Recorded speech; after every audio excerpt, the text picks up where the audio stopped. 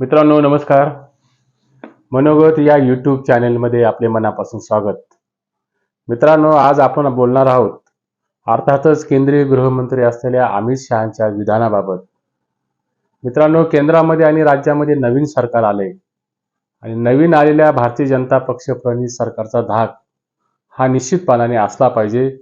त्याची जरब ही असली पाहिजे आणि ती असलीही पाहिजे.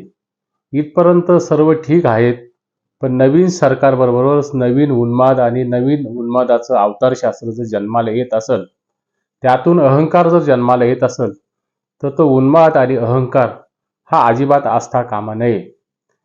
एकेकाळी देशावर सत्ता गाजवणाऱ्या काँग्रेस पक्षाने देशाच्या विकासात काय योगदान दिलं, असा प्रश्न केंद्रीय गृहमंत्री असलेल्या अमित शहानी यापूर्वी महाराष्ट्रामध्ये अनेकदा येऊन हा जाहीर सभेमध्ये विचारला.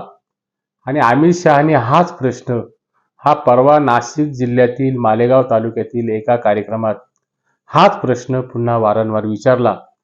तो प्रश्न अमित शहानी विचारत असताना अमित शहानी मात्र यावेळी शरद पवारांना आपल्या टीकेचं लक्ष बनवलं. शरद पवारांनी देशाच्या योगदानामध्ये आणि महाराष्ट्राच्या योगदानामध्ये कृषी मंत्री असताना काय योगदान दिलं, असा प्रतिप्रश्न हा अमित शहानी एका जाहीर सभेमध्ये केला. केंद्रामध्ये सत्तेवर येऊन नरेंद्र मोदींना 10 वर्ष पूर्ण झाली. या 10 वर्षामध्ये सहकार क्षेत्रामध्ये आणि कृषी क्षेत्रामध्ये आणि साखर कारखानदारीच्या क्षेत्रामध्ये नरेंद्र मोदींच्या सरकारने पर्यायाने केंद्र सरकारने अनेक महत्त्वपूर्ण निर्णय घेतले, असा दावा हा अमित शहानी केला. परंतु केंद्रामध्ये 10 वर्ष कृषी मंत्री राहिलेल्या आणि महाराष्ट्रामध्ये 4 वेळेस मुख्यमंत्री राहिलेल्या शरद पवारांनी महाराष्ट्राच्या विकासाच्या योगदानात आणि संपूर्ण देशाच्या विकासाच्या योगदानात काय काम केलेलं आहे, असा भाबडा प्रश्न हा अमित शहानी विचारला. आणि अमित शहानी हा प्रश्न विचारून एक प्रकारे महाराष्ट्राच्या राजकीय इतिहासाला आव्हान देण्याचा प्रयत्न हा अमित शहानी केलाय. आणि त्यांनी यापूर्वी देखील अमित शहानी हा प्रश्न वारंवार हा महाराष्ट्रातील अनेक सभांमधून उपस्थित केल्याचं आपल्याला आठवत असेल. शरद पवारांनी कृषी मंत्री व मुख्यमंत्री म्हणून देशाच्या व महाराष्ट्राच्या विकासात काय योगदान दिलं, याचा आढावा, याचा पवारांच्या विकासाचा पाडा हा ह्या व्हिडिओतून मी मांडणार नाही आणि ते शक्य देखील नाहीये. प्रत्येक पुरुषाच्या राजकीय आयुष्यामध्ये आणि सार्वजनिक आयुष्यामध्ये या कमीपणाच्या आणि सरसपणाच्या 2 बाजू असतात. तशी शरद पवारांची देखील ही बाजू आहेत, परंतु शरद पवारांची बाजू ही त्यांच्या कर्तृत्वाची उंची ही कितीतरी पटींनी सरस आहेत, उजवी आहेत, हे देखील हे मोकळ्या मनाने प्रांजलपणाने मान्य करायला पाहिजे. आणि मात्र ही बाजू सरस असताना अमित शहानी शरद पवारांना डिवचण्याचा प्रयत्न यापूर्वी बऱ्याच वेळेस केला आणि आजही कालही त्यांनी तो पवारांच्या बाबतीत केलेला दिसतो. महाराष्ट्रातील कुठल्या तरी एका जाहीर सभेमध्ये आम्ही केलेल्या विकास कामांचा पाडा हा अमित शहानी वाचून दाखवला. आम्ही 10 वर्षामध्ये नरेंद्र मोदींनी अनेक विकासाचे कामं केलेत, परंतु काँग्रेस पक्षाने म्हणजे गांधी कुटुंबियांनी 3 पिढ्यांच्या कामाचा आढावा हा मांडला पाहिजे. आणि शरद पवार हे महाराष्ट्रातील भ्रष्टाचाराचे शिरोमणी आहेत. शरद पवार हे महाराष्ट्राच्या भ्रष्टाचाराचे सरदार आहेत. हा अमित शहांचा काँग्रेसला व शरद पवारांना दिलेलं आव्हान, हे आव्हान केवळ उद्दामच नाहीत तर मस्तवालपणाचं लक्षण हे अमित शहांचं या ठिकाणी स्पष्टपणाने दिसून येतं. मला अमित शहांच्या विधानाने 1975च्या आणीबाणीतील एक प्रसंग आठवला.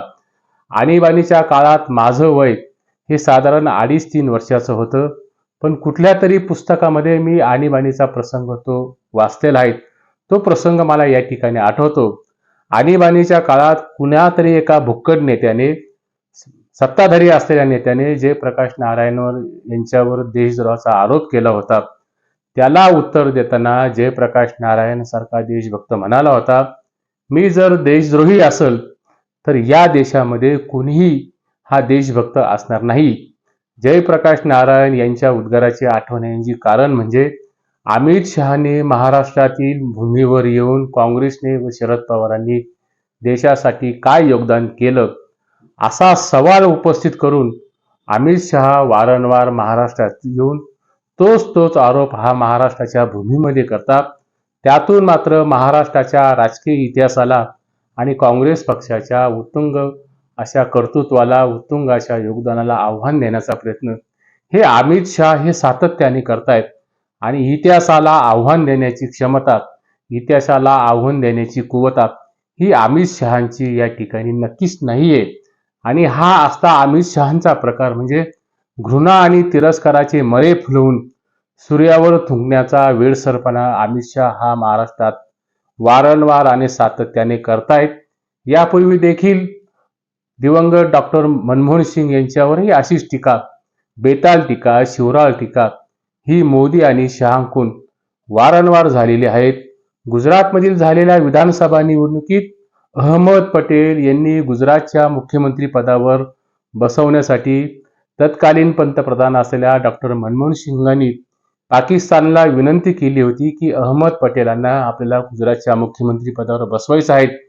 तर पाकिस्तानने गुजरातच्या विधानसभेच्या निवडणुकीत हस्तक्षेप करून या विधानसभेच्या निवडणुकीत मदत करावी असं डॉक्टर मनमोहन सिंग यांनी पाकिस्तानला सांगितलेलं होतं.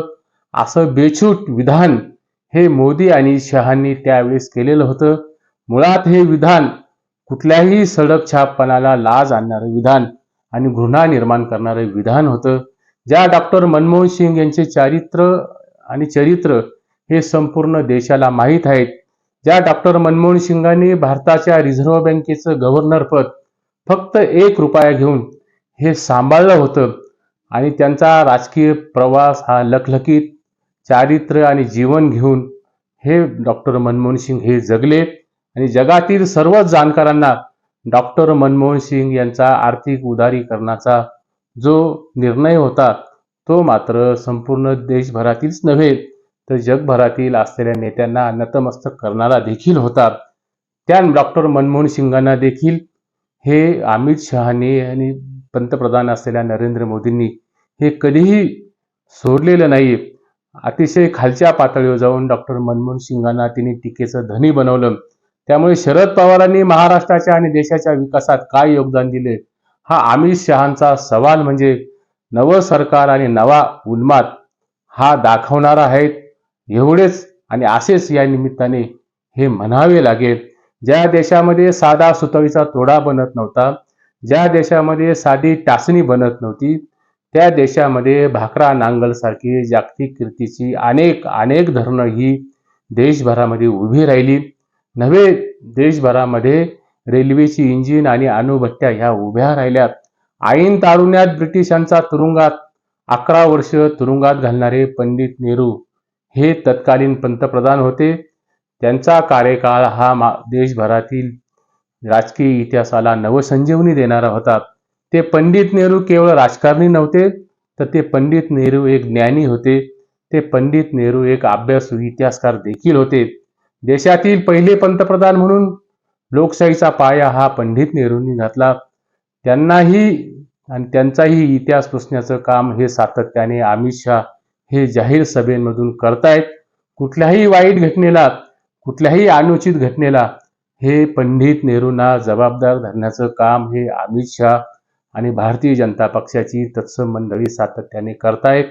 शरद पवारांनी मुख्यमंत्री व कृषी मंत्री म्हणून काय काम केलं, तसेच काँग्रेसने 3 पिढ्यांच्या कामाचा आढावा मागणाऱ्या अमित शहानी हे कधीतरी लक्षात ठेवलं पाहिजे.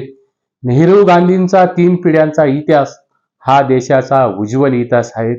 आणि शरद पवारांनी आणि देशासाठी आणि महाराष्ट्रातील जनतेसाठी काय केले, खरं तर हा प्रश्न त्यांनी प्रधानमंत्री असलेल्या नरेंद्र मोदींना विचारण्याची खूप मोठी आवश्यकता आहे. नरेंद्र मोदींना जर हा प्रश्न त्यांनी विचारला तर ते या ठिकाणी अधिक संयुक्तिक होईल, किंबहुना ते या ठिकाणी अधिक योग्य देखील होईल. कारण नरेंद्र मोदींनीच यापूर्वी जाहीर सभेतून सांगितलं आहे की शरद पवारांचं बोट धरून मी देशाच्या राजकारणात आलो आणि शरद पवार हे माझ्या गुरुस्थानी आहेत. कारण शरद पवारांच्या कृषी मंत्री म्हणून व महाराष्ट्रातील त्यांच्या कर्तृत्वाला आव्हान देण्याचा अधिकार आणि आव्हान देण्याची पात्रता ही केंद्रीय मंत्री असलेल्या अमित शहा यांच्याजवळ नक्कीच नाही आहे. तुर्तास येथेच थांबतो. हा व्हिडिओ आवडला असेल तर व्हिडिओला लाईक करा. चॅनलला मात्र सबस्क्राईब करायला विसरू नका.